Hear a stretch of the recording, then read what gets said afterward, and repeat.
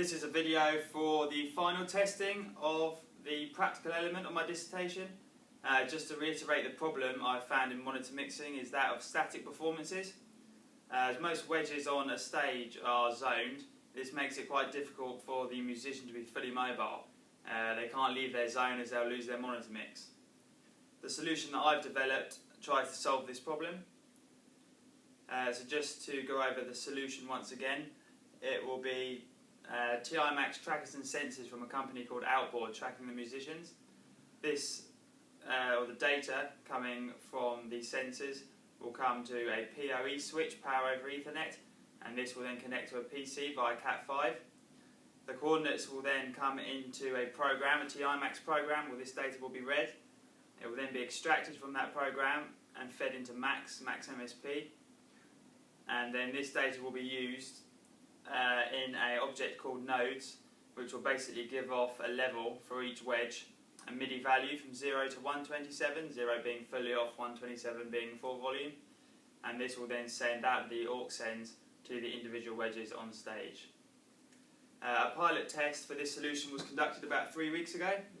It was undertaken to evaluate the feasibility of the solution, the time required for setup, and to analyse what further developments, if any, were needed on the system.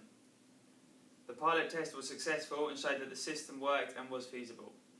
It also successfully highlighted a few developments that would be beneficial to implement on the system.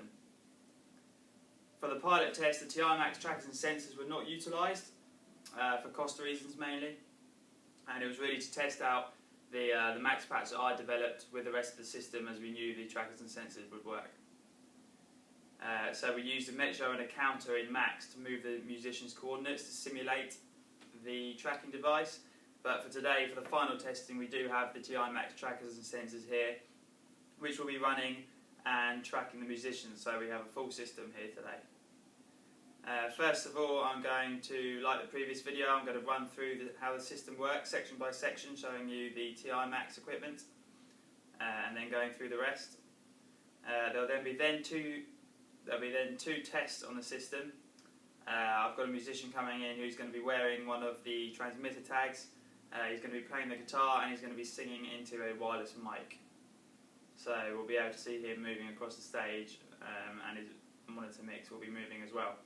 I've also set up some microphones, like with the pilot test, so you'll be able to hear the movement of the mixes in the headphones, so you get a good idea of the movement. So let's start with running through the system.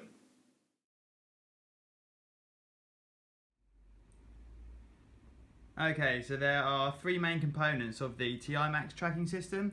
Firstly, the active battery-powered tags, which transmit ultra-wideband pulses used to determine location. Secondly, sensors mounted on fixed infrastructure, which receive and evaluate the signals from the tags.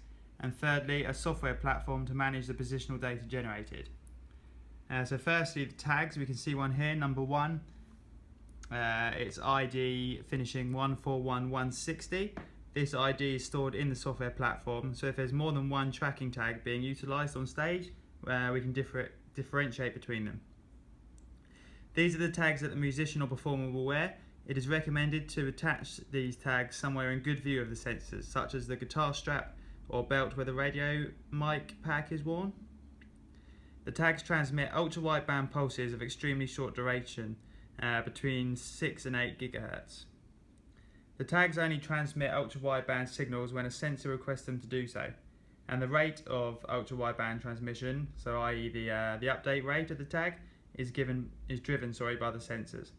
The update rate you can adjust manually. Tags transmit pulses with very low power, less than 1 milliwatt, which minimises the interference risk with other RF systems and ensures a long battery life. The tags also have a 2.4 GHz ISM band, two-way radio. The two-way radio is used for passing control information between the sensors and the tag.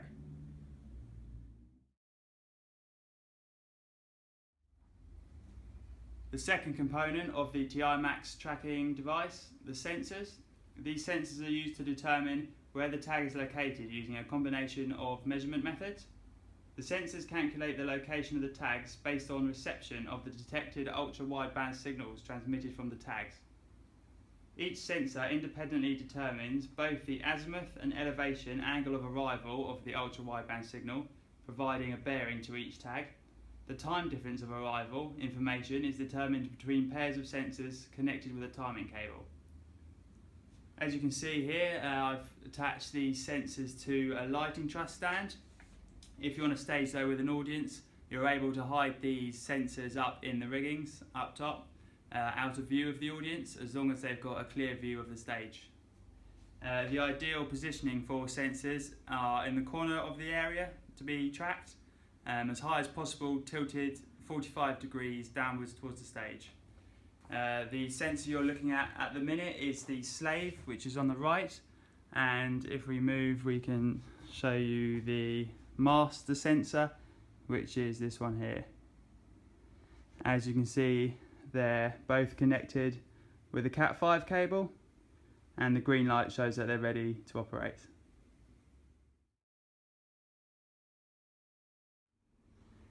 This is the Netgear PoE switch. The sensors are networked via Cat5 back to this PoE switch, and the switch provides the sensor's power.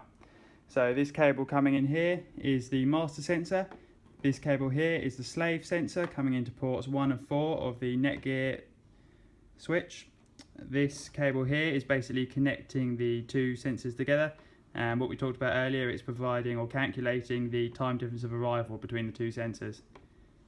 The switch is then connected to a PC running the TI-Max location engine platform and TI-Max tracker map application, which is used to control and monitor the TT tags during the show. This blue Cat5 cable here coming from the Netgear then connects into this PC, which is running the TI-Max tracking software. We're now looking at the PC that's running the TI-Max tracking software and is receiving the coordinates from the sensors. There's 5 windows in total with the TI-Max software, however we're only really concerned with 3. The first one is this platform control window that we're looking at here, and all we use this window for is to make sure that the 2 Ubisense core servers here are running. This second window is the outboard client. This window shows the location and movement of performers in a 3D space. Recently introduced is Tracker Newman. It's a 3-dimensional avatar which can be customized by the user. So when the tag coordinates are coming in, you can see in this area here that some avatars will appear and show movement in 3D. On the left here we also have the performer tags 1, 2, 3 and 4, a QoS which is quality of service, and the battery life. Now to turn these tags on, we go over here to tag status and select on, and then come over here to battery mode and select performance. This is the third window of the TI-Max tracking software. It is the location engine configuration. It's one of the most important windows, and it's the window we'll be viewing during the 2 tests. So here on the left we have our master sensor. Here on the right we have our slave sensor. Now I've entered the coordinates to calibrate this system to track accurately on the stage that I've given it. Now on the left here we can go to recent tags, and I know the tag that's currently out there on the stage is this one here, 141160. So if we select this and we unclick pause, we'll see there the tag arrives on screen and is being tracked. Now you have a lot of information down here on the right hand side. We have the tag ID, the time, but most importantly the XYZ coordinates, which is what we're concerned with. To show the movement of the tag on screen, I'm now going to walk over and move the tag from one side of the stage to the next.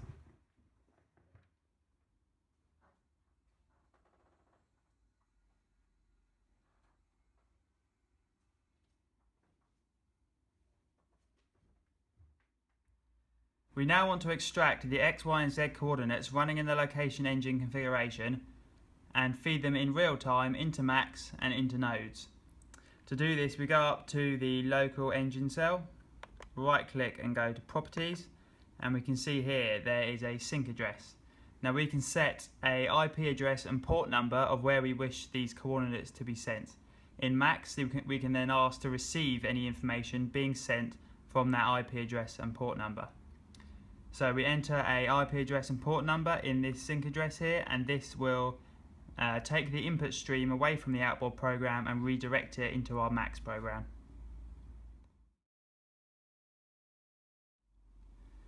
We're now looking at the Max patch. For the pilot test, if we can see here at the top, we use this Metro encounter. This was to move the XY coordinates and simulate what the tracking system would be doing. Now that we have the tracking system, we don't need that patch there, we need this patch that's being created here. If we can see at the top, we've first got a UDP receive object. Now in the outboard client, we were sending the data on an IP address to port 2222. And if you can see here, we've set the UDP receive to receive that data on port 2222, which means the data is being redirected away from the outboard client and brought into our Max patch. If we go over to the Max console here and give that a click, that then opens the Max console and we can see the data that's being brought away from the TI Max program and being brought into our Max. These are the XY coordinates here on the right. For the following tests, we will only be utilising one tracker tag, therefore only one tag ID will be coming into Max, meaning there is no tag filtering needed. If more than one TI Max tag is being used on stage, then it would be necessary to separate the data being received, as all tags coordinates come into the system in the same data stream. As each musician has their own Max patch, each patch would need to receive only the data from their own tag. To separate the tag IDs, we would use a root object which would be placed directly after the UDP receive object. Let's say, for example, we were using two tags with IDs 100 and 500. Each Max patch would be receiving the whole data stream on port 2222 with UDP receive. We would then create a root object like this.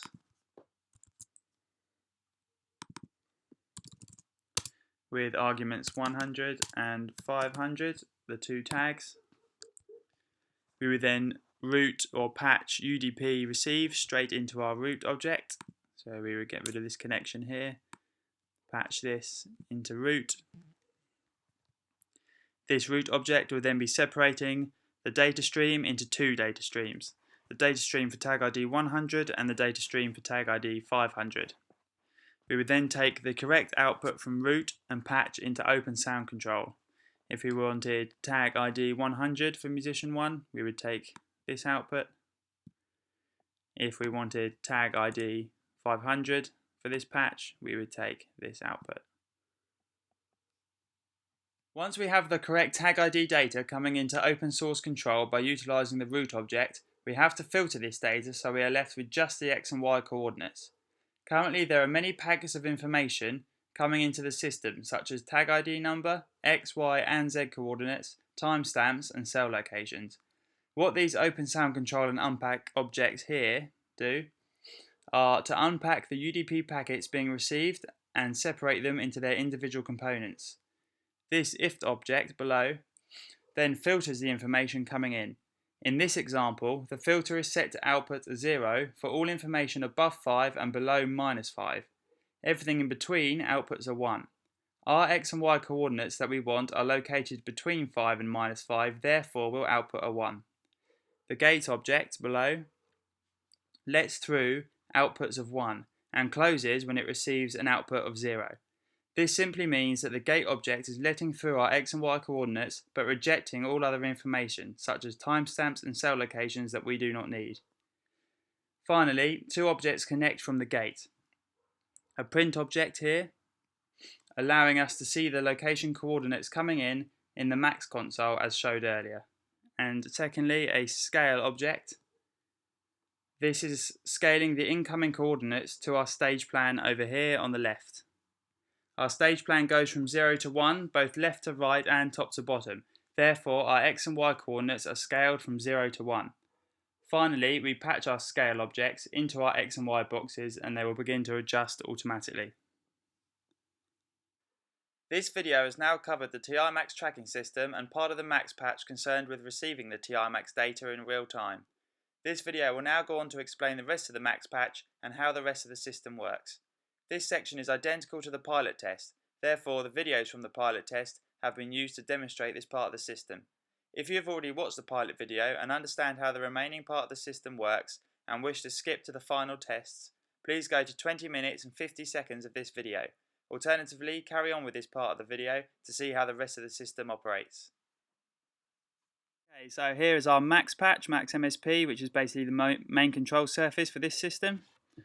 Over here we can see it says Musician 1 nodes patch. This is the nodes patch for Musician 1.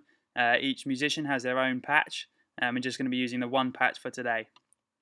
Underneath we've got node number, currently selected to 4. This is basically the number of wedges that are going to be on stage. If we look at these circular objects down here on the stage plan, 1, 2, 3 and 4, these are the nodes or wedges that you can select from here. So we can move this number box here and adjust the amount of nodes or wedges on the stage plan. Now below this we've got our X and Y coordinates. So for the final test, or the real test, this will be fed from the TI Max trackers and sensors. So the coordinates that I'm going to be extracting will be adjusting these X and Y in real time. So as the musician moves around the stage, these X and Y coordinates will be moving in relation to where they are. So this cursor is basically the musician. As he's moving, he's crossing over the path of the monitor wedges. Okay, if we come down to this section here, which is the interpolated weight of each node or wedge, you can see as it crosses the nodes, it gives off a level. So as we cross 1, full, 2, coming up to full, then 3, and now 4. Now we want to unpack these results into their individual monitors. So we've got an unpack object here, which is basically separating them into their individual. And then it comes into a scale object from 0 to 127.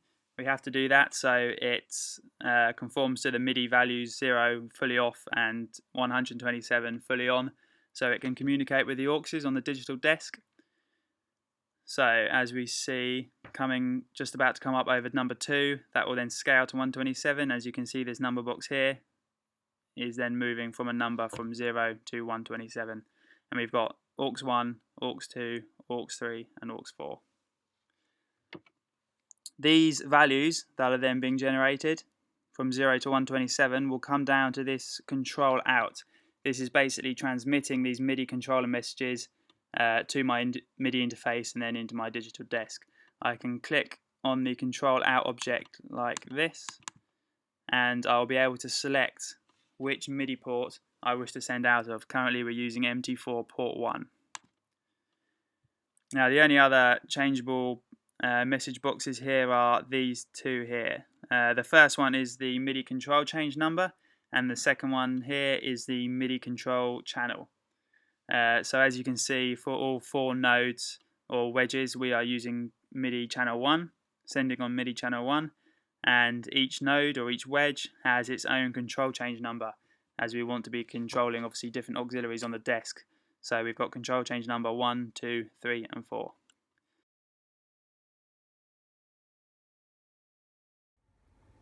So here's the PC running the Max patch, and the connection from Max to the desk is a simple MIDI interface. So it's just USB coming from the PC into this MT4 MIDI interface, and if we walk around the back of the Yamaha A2R, that simply goes into MIDI in.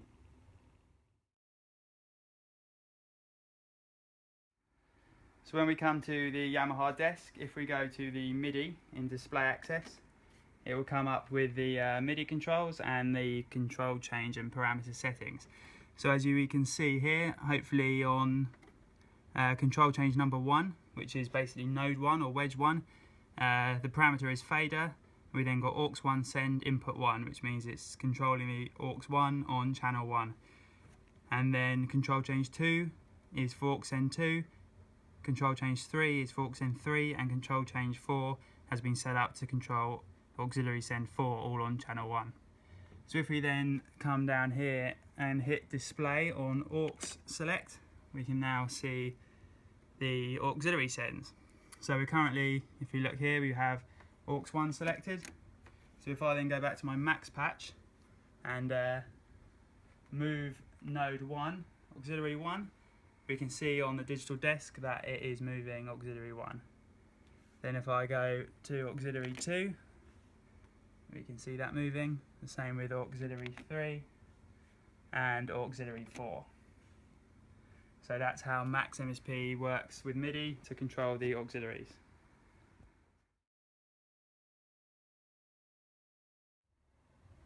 The connection then from the digital desk to the wedges is simply Omni out. With Omni out you can set these to send out for multiple things such as bus sends or auxiliary sends. Obviously they're selected as aux sends for the minute, so we've got 4 wedges, so there's 4 TRS leads coming out of Omni out, and they are coming to our 4 monitor wedges, which are displayed here. We've then got some microphones set up, 3 mics, 3 SM58s to record the movement of the monitor mixes, and then they're going into the Sound Devices 633 location recorder, just so we can record this and add it to the video. This is the first test of the system as a whole with the TI Max tracking equipment. Dan will be playing his guitar connected to the Yamaha desk via DI. He will also be singing into a wireless microphone connected to the Yamaha. During this test, I will be changing the view between 2 screens. The location engine platform, where you'll be able to see Dan's tag being tracked and his XY coordinates being calculated, and Max MSP, where you'll be able to see these coordinates adjusting the levels being sent to the auxiliaries and onto the monitor wedges. Dan will be wearing his tracking tag on his guitar strap. Please use headphones for this test to listen to the movements of the monitor mixes. It's about time that I came clean with you, no longer fine, no longer running smooth. I thought that I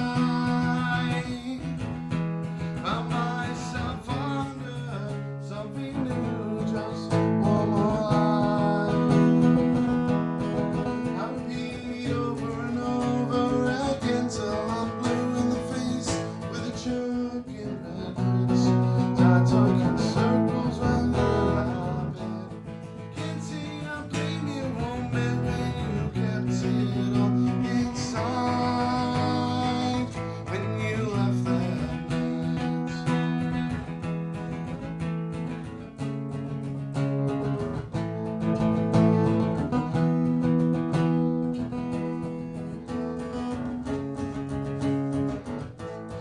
It's about time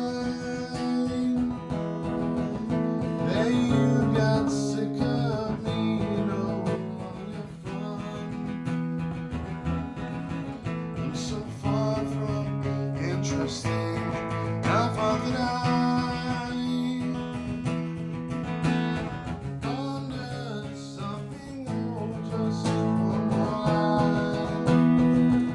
line to keep me sleeping loudly and cold. This is the second test of the system. Just like the last test, Dan will be playing guitar and singing into a wireless microphone. I will be changing the view between the location engine platform and Max MSP. I will also open up the Max console to show the live coordinates coming in from the TI Max system. Please keep headphones on to listen to the movement of the monitor mixes.